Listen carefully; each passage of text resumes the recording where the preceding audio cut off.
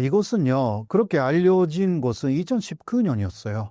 그때 한국에서는 No Japan, No Abe 그 운동이 한참이었습니다. 왜냐하면 일본 아베 정권이 한국에 대한 수출 규제를 했기 때문이었죠. 그런데 일본의 젊은이들은 조금 놀랐어요. 왜냐하면 노 재팬 할 어떤 이유가 있냐. 그러니까 그것은 일본 제품을 사지 않는다라는 이야기잖아요. 그런데 일본 제품보다 한국 제품이 좋은 게 많은데 왜 굳이 일본 제품을 사지 않겠다고 이야기를 하는지 모르겠다고. 이게 그러니까 젊은 일본인들의 머릿속에는 먼저 젊은 사람들이니까 화장품 같은 거 그게 저렴하고 좋은 화장품이다. 그거는 한국 거거든요. 그리고 종류가 많다. 일본 것보다 훨씬 좋다. 일본의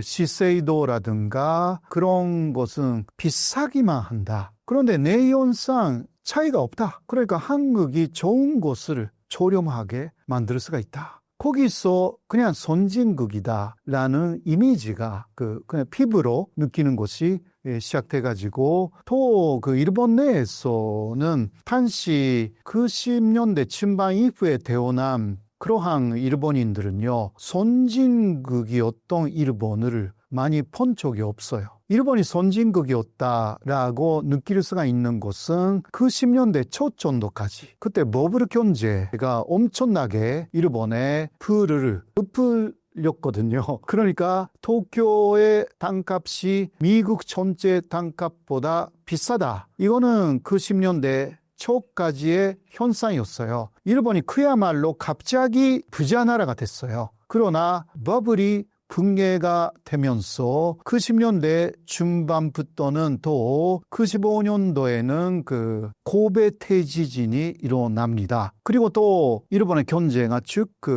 나빠져가지고 도산하는 사람들이 많아집니다. 그리고 취업 핑하기라는 것이 와가지고요. 90년대 후반에는 몇 번 회사에 원서를 내도 취업할 수가 없었습니다. 그런 분들은 지금도 프리타라고 했어요. 프리타가 뭐냐고 하면 평생 알바 하면서 사시는 분들이에요. 그런 분들은 그 시기에 취업을 못했기 때문에 아르바이트로 살아야 된다라고 결심해서 현재까지 오고 있는 분들이 있어요. 프리하게 그렇게 움직인다. 그런 뜻인데 그때의 젊은 아이들이었던 사람들은 일본이 선진국이 아닙니다. 오히려 훨씬 한국이 불쌍하고 있었고요. 그리고 그 이후는 또 2000년이 되면 리먼 쇼크도 있었고 한국은 리먼 쇼크를 일본보다는 덜 그때 피해를 받았습니다.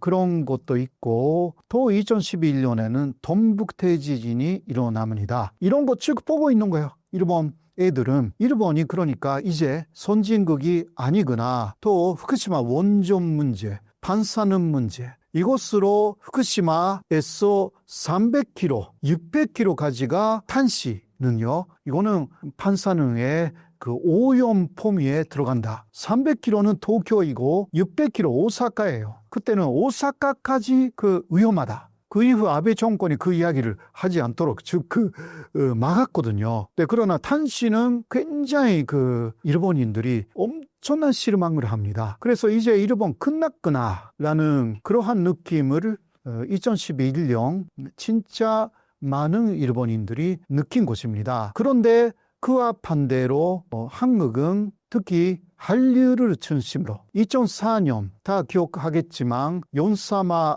붐, 배현중의 겨울연가가 일본에서 대히트를 치면서 그 이후에 한류 드라마 이어서 K-POP 일본에서 엄청난 붐이 일어나가지고 이제 역시 문화 콘텐츠라는 것이 선진국이라는 것을 상당히 각인시킵니다. 그리고 한국의 경제적인 부산이죠. 삼성을 중심으로 해가지고 일본 기업들이 굉장한 고액의 투자를 못해요. 여러 가지 한계가 있습니다. 그러나 삼성은 1년에 뭐 200억, 300억 이거 뭐 전혀 문제없이 투자를 해가지고 기업을 발전시키잖아요. 일본은 그 기업이 그러한 체력이 없어요. 이거 다 뉴스에서 보는 일본 젊은이들 그리고 일본인들 전체가 한국에 대해서 일본은 언젠가 추월을 당하구나 라고 생각하기 시작했고 실제로 2015년 물가까지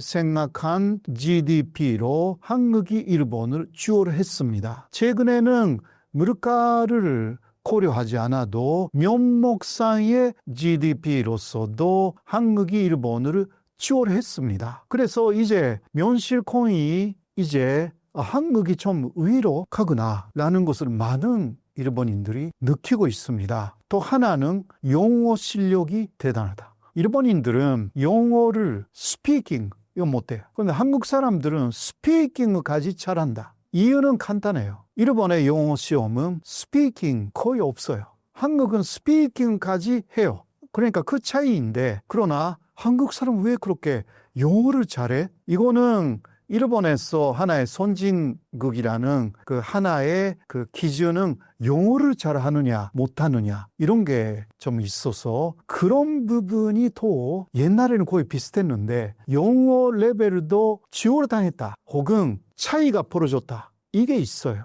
젊은 세대는 그 서로에 대한 편견이 없기 때문에 금방 사이좋게 됩니다. 사실 한국의 젊은이들도요, 일본 문화를 굉장히 좋아한다고 합니다. 예를 들면 일본 애니메이션 많이 좋아하고 슬람덩크라든가 안 본 젊은이들이 없다고 합니다. 그러나 일본의 문화에 대해서도 특히 애니메이션이라든가 게임이라든가 이러한 문화를 통해서 일본을 굉장히 좋아하는 젊은이들이 늘어나고 있는 그러한 실상이 있습니다. 일본에서도 마찬가지고 역시 한국의 K-팝이라든가 한류 드라마라든가 이러한 그 문화 콘텐츠를 좋아하는 일본인들이 굉장히 늘어나고 있어서 선진국 한국을 좋아한다. 특히 지금 한일 우호의 중심에 있는 것은 젊은 사람들이에요. 근데 물론 이런 젊은이들이 조금 나이가 가면 과거의 역사를 그래도 알게 됩니다. 일본인들의 역사를 거의 배우지 않기 때문에 한국인들보다 좀 늦게 알게 됩니다. 그러면 약간의 인식의 차이는 생길 수가 있지만 그래도 그런 젊은 시절에 서로 교류를 한다면 서로 친구 관계를 많이 만들어가지고 그러면 그 친구들이 30대, 40대, 50대가 되어도 왔다 갔다 하고 친구 관계를 맺을 수가 있으면 한일 관계는 굉장히 희망적이다라고 할 수가 있습니다.